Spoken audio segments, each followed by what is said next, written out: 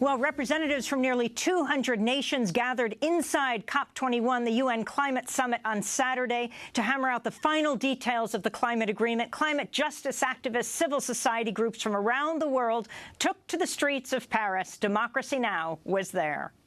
This is Democracy Now! Behind me is the Arc de Triomphe, and protesters have triumphed today, 2 weeks after the ban on all protest of the major march here in Paris.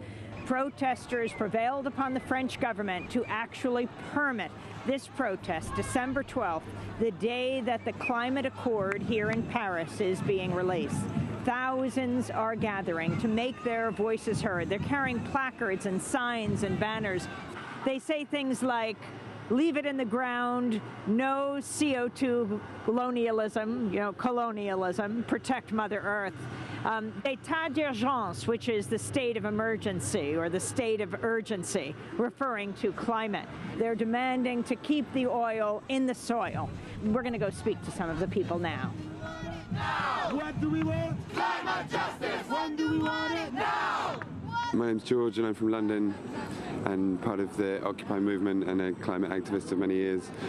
And like so many thousands of others, I had to be here because the fate of the world pretty much is going to be decided by the combination of the relative failure of this agreement and our ability today and going forward, especially in the next couple of years, to stand up against the insanity that it represents. I mean, we're talking already with 1 degree about hundreds of millions of people affected traumatically by droughts, floods, crop-destroying rains, typhoons, etc. And meanwhile, you have France and the US, apparently part of the coalition of ambition, saying they want 1.5 degrees. At the same time, there's shale oil, shale gas, coal, tar sands, you name it, and they're trying to push through all these trade deals, which we all know are going to lock in a situation where it's virtually impossible to get the change we need to see. So now is the most important time for human history, and it's strange to be able to say that, having really reflected on that, and I honestly think that's true, and we are the ones we've been waiting for.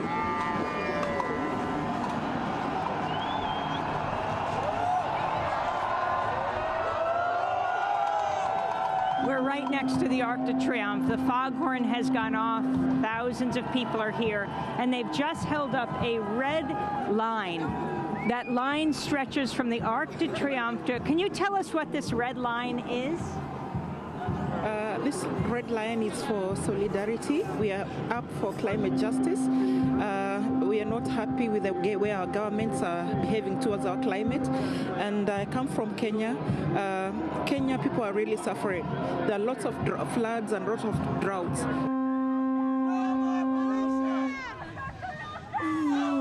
My name is Teresa Almaguer. I come from San Francisco, California, Poder. I'm Mexica, and Blowing the Caracol is calling on all our ancestors who have taught us how to take care of the land, how to take care of the earth. And we're here because as granddaughters and grandsons, we're here because we love our Mother Earth and we want to take care of her. And this is a way in which we want to be able to share that with the world. Thank you. People are waving a large circular banner that says Climate Justice versus Wall Street. Here in front of the Arc de Triomphe, thousands of protesters on the last day of COP21, the UN Climate Summit. Here they're chanting. No war! No warming! Build the people's economy! No war! No warming! Build the people's economy! No war! I am Nimo Basi from Nigeria.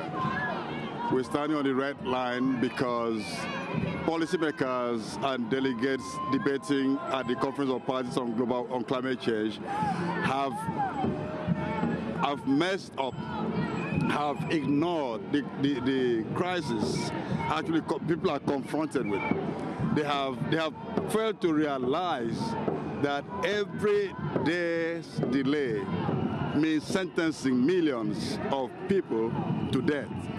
Now they've crossed the line, the red line. They've crossed the red line by not setting real targets for emission reduction. We heard it from the COP. NICE talks about 1.5 degrees Celsius, 2 degrees below 2 degrees Celsius. Sounds very nice. But with all the commitments they've made, the intention to reduce emissions is sentencing the world already to more than 3 degrees to 4 degrees Celsius, and that means many of our children and many of us cannot survive in a world like that. We are the people. We are the people. The mighty, mighty people. The mighty, mighty people. Fighting for justice. Fighting for justice. And for liberation. And for liberation. My name is Derrick Matthews. I'm from Davis, California, and I'm with the Iraq Veterans Against the War. We came with the It Takes Roots delegation with Grassroots Global Justice. Why are you here in Paris? We are here to draw the links between climate change and militarism and uplift the voices of frontline communities. What do you mean the links? What are those links? Well, the U.S. military is the largest polluter in the world, and so I think it's difficult to have an agreement at the COP agreement that excludes U.S. military's pollution. How is it excluding? Well, they're not tracking the amount of pollution that is emitted from the U.S. military as part of U.S. emissions. In addition, the U.S. The military, militaries across the world help enforce extractive economies, and so when people, local communities and frontline communities are trying to build movements to keep extractive corporations from taking the resources out of their lands, is the military, the police, and militarism in general that is stopping that from happening. Derrick, where did you serve? I was deployed to Iraq 2 times from 2008 to 2010, and I was also in Afghanistan in 2011. And what do you think about the effects of those wars on the people there and on the soldiers that you served with, including yourself? The effects have been absolutely devastating. We've seen entire cities destroyed. The amount of pollution is not just from the exhaust that comes out of the engines. We're seeing white phosphorus pollution, depleted uranium pollution, and it's destroying entire areas. So people are fleeing Iraq, people are fleeing Afghanistan, and Americans are shutting their doors on them. We've seen veterans with lung cancer from burn pits, and the VA refusing to provide treatment for that. So it's been a very difficult problem. My name is Shauna Foster. I'm from Denver, Colorado, and I'm the board chair of Iraq Veterans Against the War and part of the It Takes Roots delegation with Grassroots Global Justice here in Paris. Why did you come here to a climate change summit? So Iraq Veterans Against the War realized that even if we ended the wars in Iraq and Afghanistan, like in a military state-wise, the privatized contractor war, the extraction of resources, the multinationals taking that position for global security would still be going on. So it's a much larger issue where politicians deny climate change on one hand, and then on the other hand, they fund billions to the Pentagon in order to plan for climate change, because there is a clear plan they have for climate change. It's war. That's what they've been doing this whole time. And so we have got to be able to, the anti-war movement and the climate change movement has to come together and say, it's not just about the animals, it's not just about the rainforest, it's the entire economy based on a military economy that has to be switched over to a regenerative economy. Where did you serve? I actually deserted when I realized there was no weapons of mass destruction. I was enlisted as a nuclear biological chemical specialist and never deployed. They wanted to change our MOS to truck drivers, and I realized they didn't have any weapons of mass destruction, so I deserted. I left. And what happened to you? I was underground for a long time, and then my orders expired, and here I am at the climate change, been doing activism ever since. Justice calls, we don't need them. Back up, we want freedom. I'm Brea Balea from San Francisco, California, and I'm here with the Climate Ribbon Project. And we've been asking people around the world, what do you love and hope to never lose to climate chaos? People have been writing their message on ribbons and mailing them in here to Paris, and they've been displayed all over the city, tied to trees as hopes and prayers and wishes. And today we're putting people's prayers and hopes out on the streets as a symbol of the red lines that negotiators must not cross, as a reminder to these negotiators that this is what we stand to lose. And tell us what some of the messages are. Can you read the red ribbons? Sure. One of them here says, life before money. And another, life cannot exist without choices. Let's make the right ones. The one that was really moving to me is this one. This is from Lydia in Watoma, Wisconsin. She says, playing outside on my swing set. And what about that one? Let's end the expiration date. Looks like that's from Jordan. Can you tell me about the tulips? The tulips were part of the action here today that people were reading the names of people who were killed by climate injustice, and we're putting the tulips down in the street as a sign of honor, respect, and love. Deborah Hart, I'm from Melbourne. We're the Climate Guardian Angels. We're from Australia. We've chosen angels as the symbol for climate justice because angels protect, they warn against danger, and they protect children in particular and the innocents. And how is climate change affecting Australia? Australia is one of the worst affected of all, as predicted by scientists for a long time. We've had severe bushfires. We've had really exceptional weather patterns for quite some time. Very dry conditions. We had a nearly 15-year drought that was directly exacerbated by climate change. The hydrological systems are completely disrupted, but we see it happening all around the world. I mean, at least we are a relatively wealthy nation, so we can cope in much better ways than other parts of the world, other people who are directly affected now as well, and who don't have the resources that Australia has. Why did you come to Paris? We wanted to be part of the global movement, and we felt strongly that our government was not representing Australians, not representing the majority of Australians who want 100% renewable energy quickly, and that we know that they've undermined ambition for emission reduction targets at every single one of these. They just represent industry rather than people. They're knowingly and willfully ignoring what's in the best interests of their own citizens and the global citizens. We're deeply ashamed. Decarbonize! Decarbonize! Decolonize! Decolonize! My name is Sarah Tacola, and I work with Got Green in Seattle, Washington. In Seattle, Washington, we have coal and oil trains that go through our neighborhoods, and we've done as much as we can to try to regulate them, but because of the interstate commerce clause in the Constitution, these dangerous exploding oil trains are actually allowed to go through, even though if one was to explode during, like, say, a Seahawks game, 60,000 people would go up in flames. And the city has tried passing resolutions, tried doing different modes of, like, regulating it, but we're banned because on the federal level, they don't allow us to regulate it at all, even though these are affecting our communities. And that's why now the people have to go out in the streets. We've been on the train tracks blocking oil trains because we have no other solution. What's our solution? No more pollution. What's our solution? No more pollution. What's our... Mi nombre es Blandina Contreras, soy de la Confederación Campesina del Perú. So my name is Blandina Contreras, and I'm from the Confederation of Peasants of Peru. En Perú eso estamos sufriendo, nos está violando los derechos colectivos de los pueblos, depredando los recursos naturales de nuestro país. In Peru, they have been exploiting the natural resources of our country. Y nosotros estamos luchando por el agua. We are fighting for water.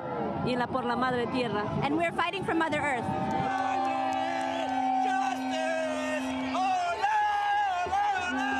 My name is Pablo Solón. I am from Bolivia, and I'm here because I want all my children to live. And I think that a world with more than 3 degrees Celsius, as what is allowed in the Paris Agreement, will not let all the children of the world live. We will have to choose which children are going to live. And of course, the children of developing countries, of the poor, are going to be the ones that will not be able to survive. So I'm here to say, now the solutions are going to come from the ground, from below, from the grassroots, because governments, corporations have failed. Now we have to take in our hands the solutions to climate change. That is why I'm here. You're here at the exact same time that inside the COP, just a few miles from here, the Paris Accord, the Paris Agreement is being delivered and unveiled. What's your understanding of what it says? Well, the Paris Agreement is a death sentence for many people. A world where temperature increases more than 3 degrees Celsius is a world where not everybody will survive. But on the other hand, if you look at the text, well, the text is not really addressing the issue of greenhouse gas emission cuts. They are opening the door to new carbon market mechanisms under the name of a mechanism to support sustainable development. They are speaking about RED. And the Climate Paris Agreement is in contradiction. It violates the Sustainable Development Goals that just a couple of months ago the UN adopted. Because how are you going to guarantee life for all, as the SDGs say, if you have an agreement that says, no, the temperature will increase to more than 3 degrees Celsius? They have agreed on 1.5 degrees Celsius. Does that give you any hope? No, I mean, the 1.5 or the 2 degrees Celsius is something that you just put in an article, but what you really have to look at is what are the contributions of emission cuts that governments have presented in this agreement. So when you summarize that, you get a world not of 1.5, not a world of 2 degrees Celsius, you get a world of more than 3 degrees Celsius. So the 1.5 is just a cover-up. It's a way to hide what you're really doing. So I don't think at all that to have 1.5 in the text, we already had that in Cancun. And did something change? The emissions were reduced in the past 5 years? No. So I believe that the real part of the agreement is what each government has presented on the table. And that is really a death sentence for most of the people around the world. How does climate change affect Bolivia? Well, it affects Bolivia in terms of our glaciers. If we lose our glaciers, we lose the drinking water for the people. We lose water for agriculture, for biodiversity. It affects Bolivia because we're going to see more and more natural disasters like the Fenomeno del Niño that is now coming, with huge floods that are going to devastate parts of the country. And not only in Bolivia, in all the Americas. So this is for real. And what we are seeing in Paris is a joke. That agreement is really a joke, a very bad joke for humanity and for nature. What do we want? Climate justice. When do we want it? Now. What do we want? Climate justice. When do we want it? Now. My name is Yumi and we are from Japan. And we're here because of this COP21 and all the climate change meeting. And we want to bring the message from Japan that nuclear power is not a solution for climate change. Can you read me your banner? The banner is 原発と核兵器のない世界は可能だ. Another Fukushima is possible, and it means it's possible to have a world without a nuclear power plant and nuclear weapons. I think the solution is just not enough, and we have to, if we really want to survive, we have to act now, have real solutions now. And I think that the problem about climate change is because it's not about saving the planet, it's about saving people. It's because people cannot adapt fast enough to those changes that are induced by global warming and climate change. With nuclear power, you have an accident. It's not like decades or like 20 years, 30 years. It's from day one, you have to, the environment is completely destroyed and you cannot adapt. And this is why we think nuclear power is really not a solution. COP21 is not a solution. What we need is a revolution. COP21.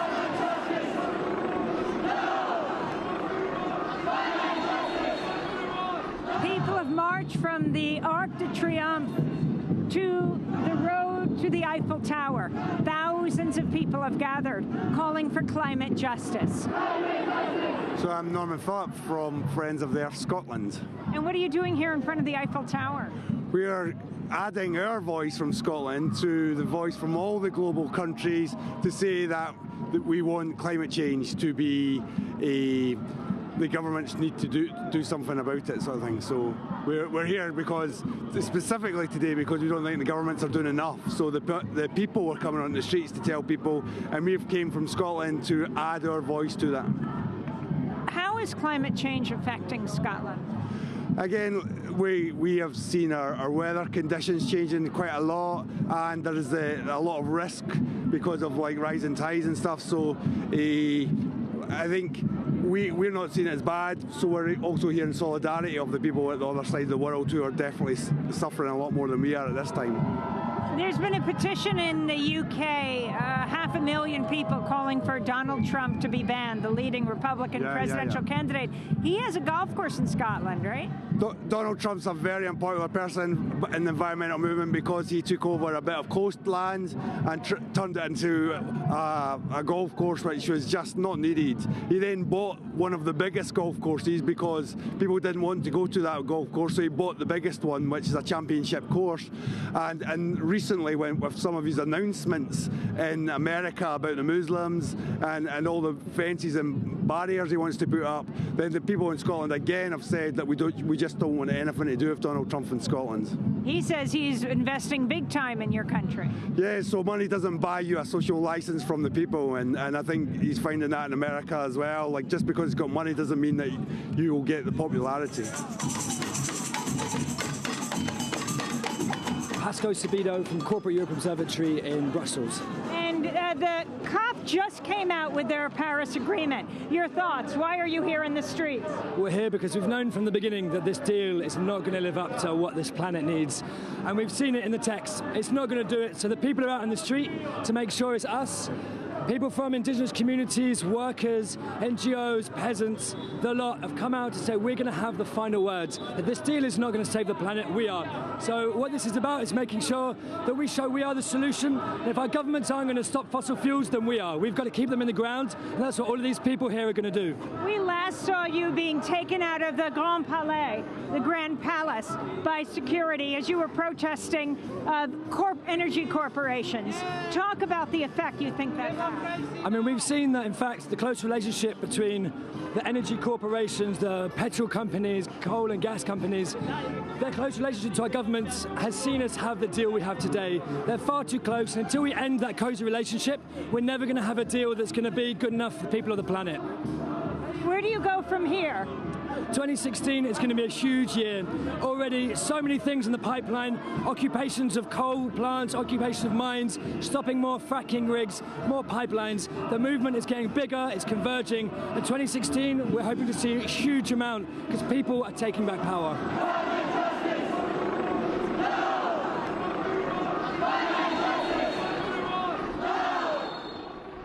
From Arc de Triomphe to the Eiffel Tower, voices from around the world in the streets of Paris on December 12th, Saturday, the day the Paris Agreement was approved. That does it for Climate Countdown.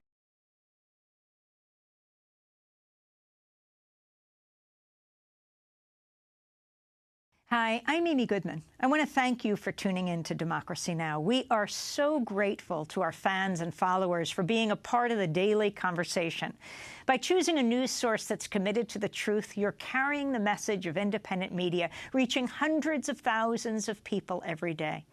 In these times of war and elections, we need a media not sponsored by corporations that profit from war, but a media that's truly independent, funded by you. Democracy Now! Is not paid for by the weapons manufacturers, the insurance industry, or the oil, gas, coal, or nuclear companies. We don't take advertising or corporate underwriting dollars. That means we rely on your donations to make our daily independent news hour possible. We need your support today to keep bringing you the hard-hitting, in-depth reporting you've come to expect 5 days a week. Visit democracynow.org, or you can call 888-999-3877. That's 888-999-3877 to make your holiday gift to Democracy Now! Today. Thanks so much for sharing Democracy Now! Stories all year long.